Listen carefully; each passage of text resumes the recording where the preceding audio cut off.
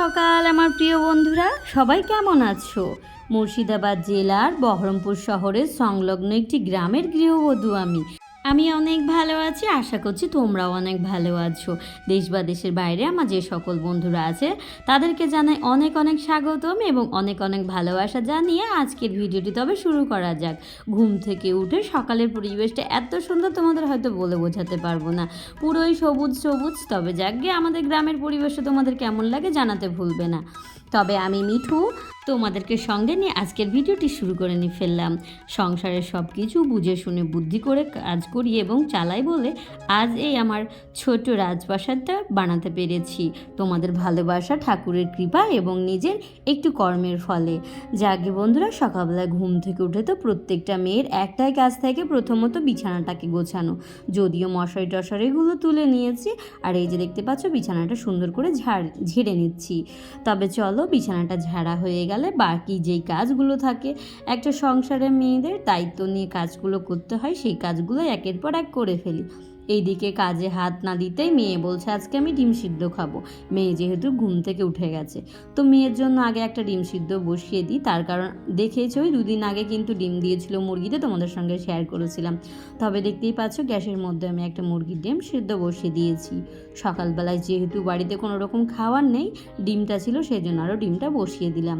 এদিকে ডিমটা আমার হতে থাক আর আমি বাকি কাজগুলো করে ফেলি। চলো। আমি প্রচণ্ড ঝামেলার মধ্যে আছি, তোমরা যদি পারো একটু হেল্প করো। প্রত্যেক দিন সকালবেলায় ঘুম থেকে উঠে শনিবার বলো আর বৃহস্পতিবার বলো আমাকে মাকড়সার জাল ভাঙতেই হয়। তার কারণে এই রান্নাঘরে যদি মাকড়সার জাল বেঁধে থাকে তাহলে কিন্তু একদমই ভালো লাগে না। তোমাদের কার কার সঙ্গে এরকমটা হয় একটু জানিও তো। এত পরিষ্কার পরিচ্ছন্ন করে রাখি, তবুও কোথা থেকে যে মাকড়সা আসে আর কোথা থেকে যে জাল বেঁধে দেয় আমি ভেবে উঠতে পারি না। প্রত্যেক দিন সকালবেলায় উঠে মনে হয় এই পাপ কাজটা আমাকে আর ছাড়বে না। সকালবেলায় মাকড়সার জাল মনে করি ভাঙবো না, কিন্তু এমন এমন জায়গায় থাকে মাকড়সার জাল বেঁধে, আর মাকড়সাগুলো যে মারতেই হয় আর ভাঙতেই হয়। তবে যাকে এদিকে সুন্দর করে রান্নাঘরটা ঝাড় দিয়ে নিয়েছি।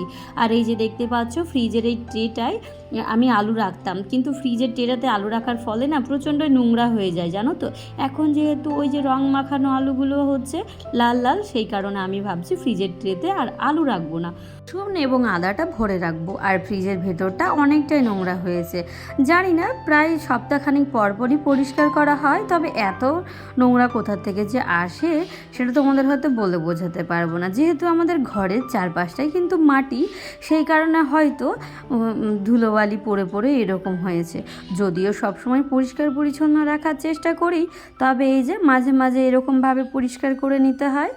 যাকে পরে ফ্রিজের ট্রেটা মুছবো, আগে ঝাড়টা দিয়ে নিই। ঘর দুয়ারটা অনেকটাই বেলা হয়ে গেল, যদিও আবার মেয়েকে নিয়ে স্কুলে যেতে হবে, রান্না বান্না করতে হবে। আর এই যে ঘর বারান্দা বাড়ি যতই পরিষ্কার পরিচ্ছন্ন থাক না কেন, ঝাড় দিতে দিতে সেই এক গাদা নোংরা বেরোবেই, যতই মনে করো। আর আমি না ওই রকম খুব তাড়াতাড়ি না একটা কাজ করতে পারি না, মানে যে একটুখানি সামনেগুলো নিয়ে নিব, দিয়ে ফট করে কাজটা সেরে নেবো, এরকম আমার দ্বারাই হয় না। যত কোনা কানি যা আছে সবটাই আমাকে ঝাড় দিতে হয়।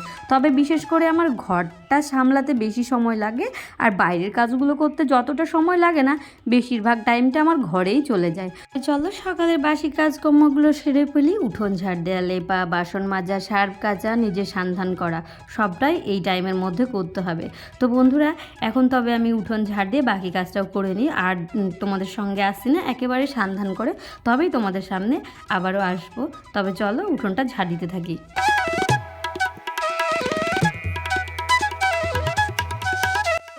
দেখো এখন আমার সান্ধান পুরো কমপ্লিট হয়ে গেছে, আর এইদিকে ফুল পাড়াও আমার কমপ্লিট হয়ে গেছে। তবে এখন করব পুজো। সকাল থেকে দেখতেই পেলে কাজ করতে করতে মাঝখানে একটু বন্ধ রেখেছিলাম। এদিকে কাচাকুচিগুলো কমপ্লিট হয়ে গেছে, পুরো উঠোন ঝাড় দেওয়া, লেপা, ঘর দোয়ার মোছা সবটাই কমপ্লিট হয়ে গেছে। তবে চলো এখন করব পুজো। পুজোটা করে নিয়ে আবার রান্না বান্না করতে হবে। ঘড়ির কাঁটা এখন 8:30 বেজে গেছে। 8:30 মানে আমার কাছে অনেকটা বেলা।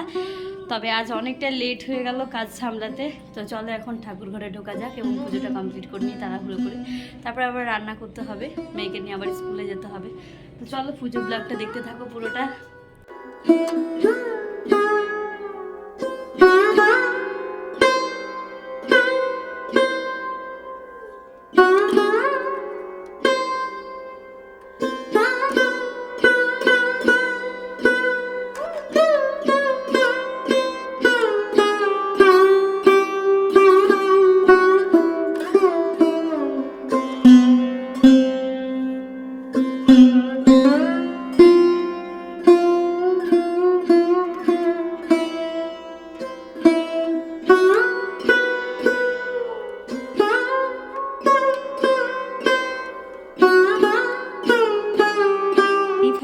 কিন্তু ঠাকুর ঘরটা মুছে নিয়েছিলাম, বাসনপত্রগুলো সুন্দর করে মেজে ধুয়ে একেবারে গুছিয়ে নিয়েছি। এইদিকে ফুলে চন্দন বেটে দিয়ে দিলাম। শুধু কখনো জল দিয়ে বা জল ছিটা দিয়ে ঠাকুরকে পুজো দিবেন না। জল যেহেতু নারায়ণ, সেই কারণে শুধু ফুলটা যদি জল দিয়ে ধোয়া হয় বা জল ছিটিয়ে তারপর ঠাকুরকে অর্পণ করা হয়, তাহলে নারায়ণও কিন্তু একটা দেবতা, সেই নারায়ণের সেবায় এই ফুলগুলো সবটা লেগে যাবে। সেই ক্ষেত্রে চন্দন এবং গঙ্গার জল মিশিয়ে যদি দেওয়া যায় তাহলে সব ঠাকুরকে দেওয়া যাবে। তবে চলো এখন পুজোটা এক এক করে করতে থাকি আর ঠাকুরের চরণে ফুলগুলো সুন্দর করে সাজিয়ে দিই।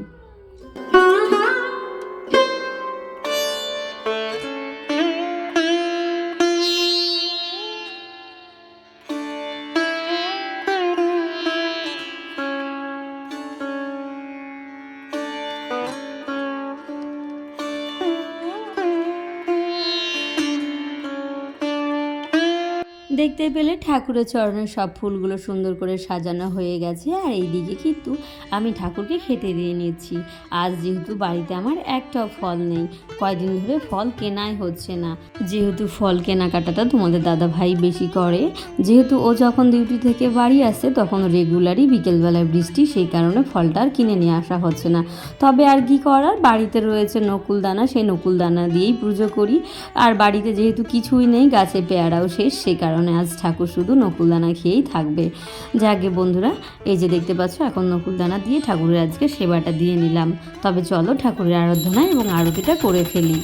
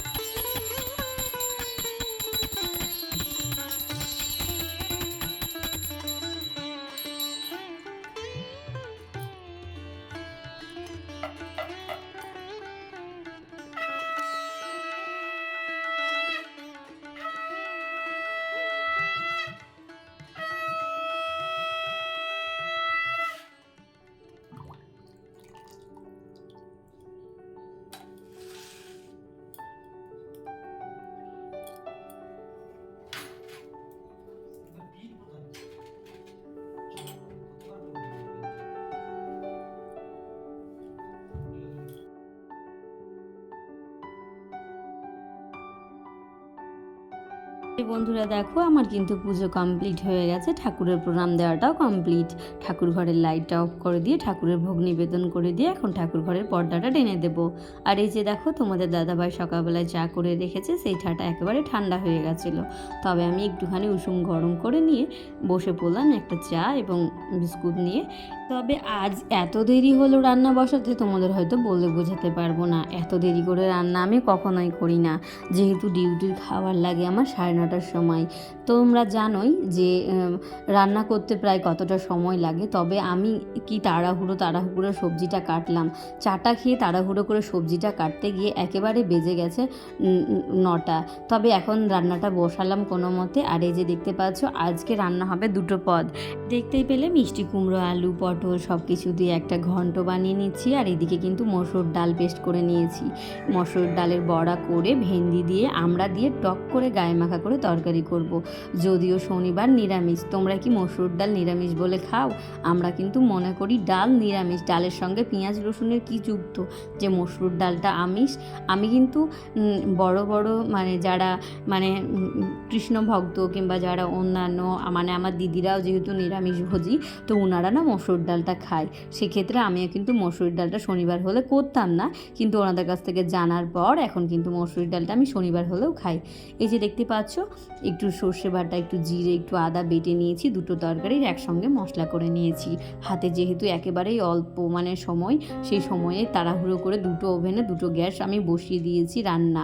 দেখতেই পাচ্ছ, মা দুর্গার মতো যদি 10টা হাত থাকতো তবে কিন্তু বেশ ভালো হতো, তাও মনে হয় কম পড়ে যেত। এখন আমার এত তাড়াহুড়ো লেগে যায়, তো যেদিন তাড়াহুড়ো লাগে সেদিন তাড়াহুড়ো লেগেই যায়, যেদিন হয়তো রান্না বান্না কমপ্লিট হয়ে যায় 9টার সময় হয়ে যায়, মানে সময়ের সাপেক্ষ ব্যাপার থাকে। যেহেতু প্রত্যেক দিন তোমাদের দাদা ভাই আমাকে ফুল পেরে দেয় এবং টুকিনাকি কাজগুলো করে দেয়, সেই জন্য আমার কাজটা কিন্তু এগিয়ে থাকে।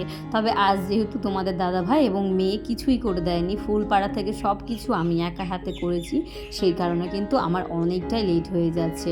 তবে এইদিকে ঘন্টটা সেদ্ধ বসিয়ে দিয়েছি, আর এইদিকে কিন্তু ডালটা বেটে নিয়েছিলাম, সেই বড়াটাকে এক এক করে ভেজে নেব। তবে চলো বড়াটা ভাজতে থাকি।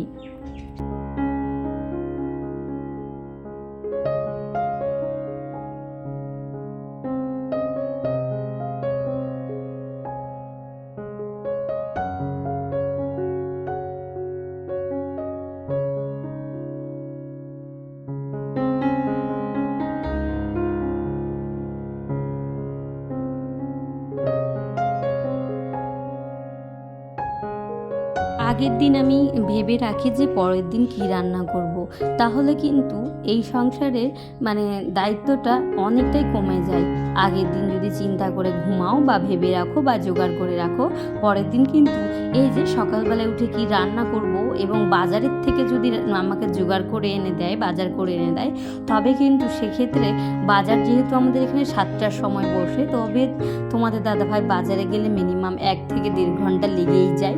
সেই কারণে আমি আগের দিন সবটাই মাথার মধ্যে সেট করে রাখি যে পরের দিন কি রান্না করব।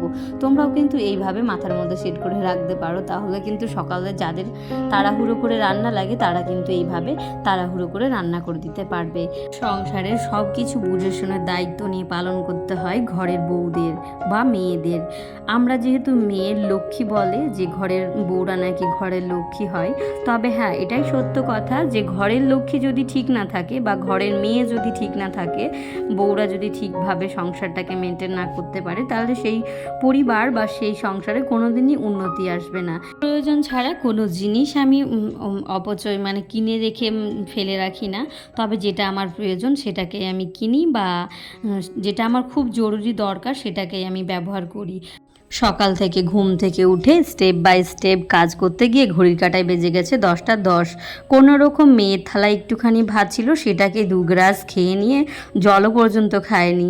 ঘর দুয়ার মুছে নিয়েছি, থাল বাসনগুলো ধুয়ে নিয়েছি, নিজে একটা যেমন তেমন ড্রেস পরে নিয়েছি, একটু কপালে সিঁদুর ঠেকিয়ে চললাম এখন মেয়েকে নিয়ে স্কুলে। 10টা 10 বাজে তোমাদের দাদা ভাই বলছে তোমরা থাকো বাড়িতে, আমি রেখে দিয়ে চলে যাচ্ছি। আমি বললাম না, আমাদেরকে রেখে যেও না, টোটো পাওয়া যায় না, টোটো পেতে খুব সমস্যা হয়। তবে তোমাদের দাদাভাই খুব তাড়াহুড়ো করছিল, তবে নিজের মতো বেরিয়ে গেছে বাড়ি থেকে। তবে চাবি টাবিগুলো যদি নিয়ে যায় এবং গেট টেটগুলো যদি লাগায় আমার একটু সুবিধা হয়, তা না সব কিছুই আমার আশায় ফেলে রেখে দেয়। তবে চলো ঠাকুরের নাম করে দুগ্গা দুগ্গা করে বেরিয়ে পড়ি স্কুলের জন্য, পরে দেখা হচ্ছে। দেখো আমরা বিকেলবেলায় চলে এসেছি আমাদের ব্রিজে, ঘুরতে এসেছি। আর এই যে দেখতেছো আমরা কিছু রিলসও বানালাম ইনস্টাগ্রামে। তো গাইস চলো যাই ব্রিজে, আজকে ভিড়টা কেমন দেখায়, আমাদের পপুলার জায়গাতে ভিড়টা আজকে দেখায় তোমাদের।